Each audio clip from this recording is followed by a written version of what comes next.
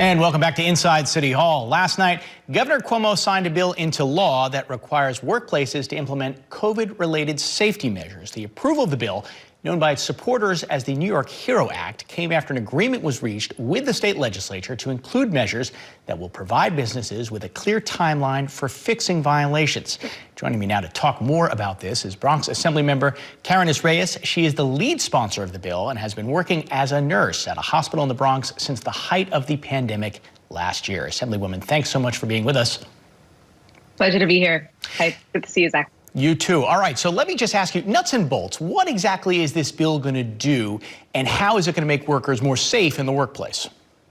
Sure. So the New York HERO Act is the first of its kind in the country. It creates a standard airborne infectious disease control plan that will be promulgated by the Department of Labor and the Department of Health. So employers will have a clear guidelines as to what to put in place to protect employees. It also created a private right of action that was taken out in the final amendment.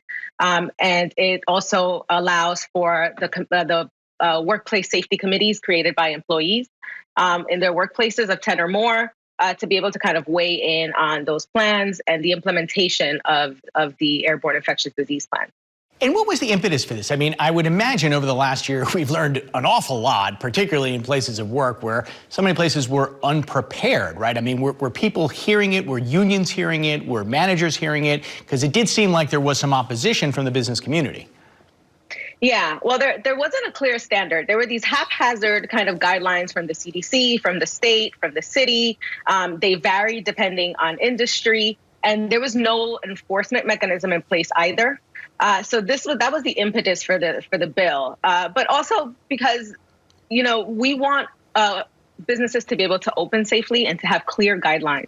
And that was not there. I mean, as we're getting ready to open as the city of New York is getting ready to open, many businesses are asking, what do we need to do to open safely?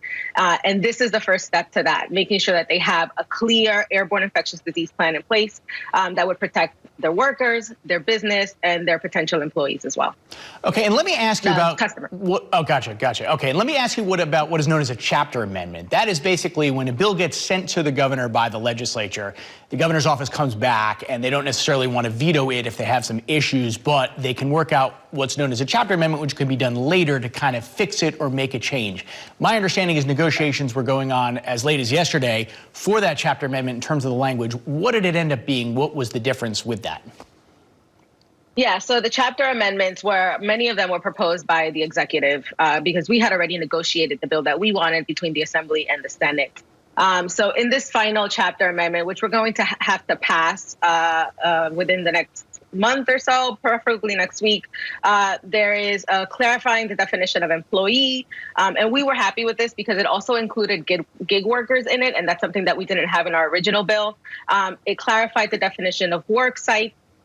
Because some businesses were concerned about potential spaces that they had no control over. So it clarified that. It extended the effective date from 30 days to 60 days.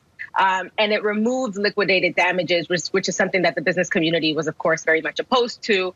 And it also created that 30-day cure period. So once an employee brings up a complaint about a violation of safety standards, the employer has 30 days to rectify the issue. So it gives them perhaps a little bit more time to fix it before it goes to court. Is that the idea? Correct.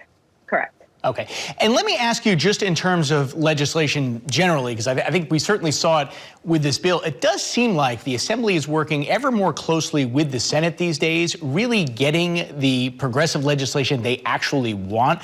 My understanding was the executive branch was caught a little off guard by this because it was sent by the houses so quickly. Very often the governor will ask for a piece of legislation when the office is ready. Do you feel as though it was a jam a little bit in order to get really more of what the legislature wants now? Is he running the table less these days, Governor Cuomo?